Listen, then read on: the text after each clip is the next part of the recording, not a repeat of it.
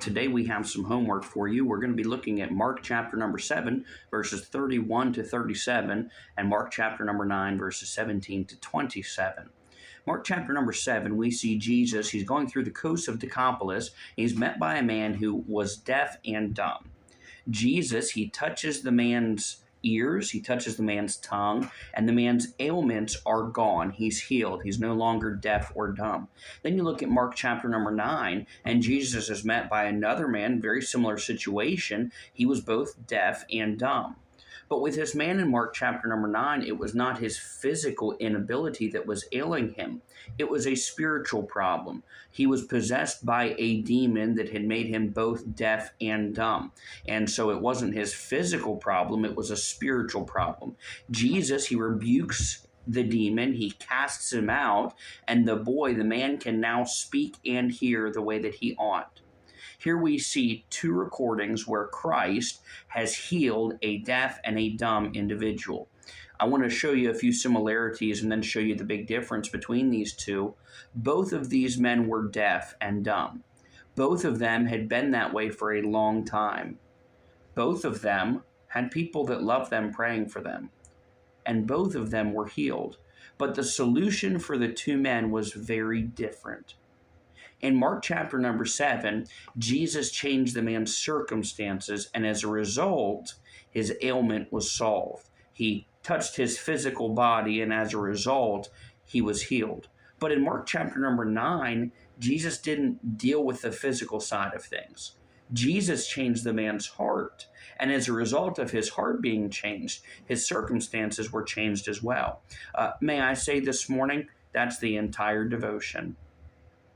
Sometimes in your life and my life, the situation is not the problem.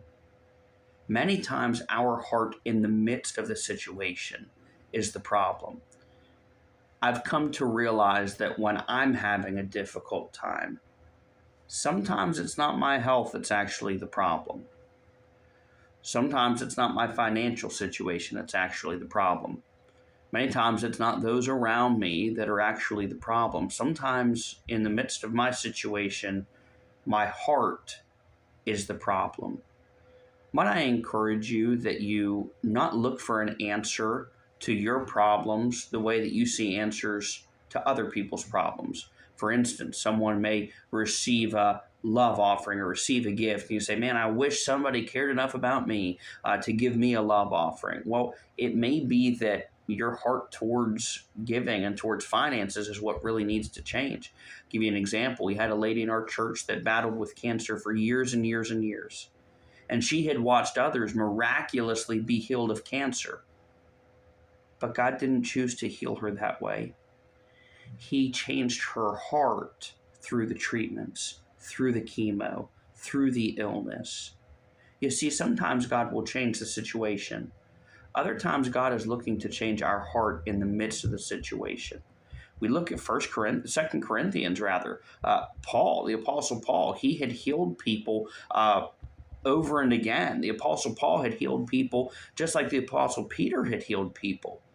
And yet the Apostle Paul had an ailment in his life that 3 different times he besought the Lord to heal, and God would not heal it. You see, sometimes the solution to your problem is not a change of circumstance. It's a change of your heart in the midst of the circumstance. See, the problem is not always the situation. Many times it's your heart in the midst of the situation. And until your heart changes, your circumstances won't change either. I have good news for you.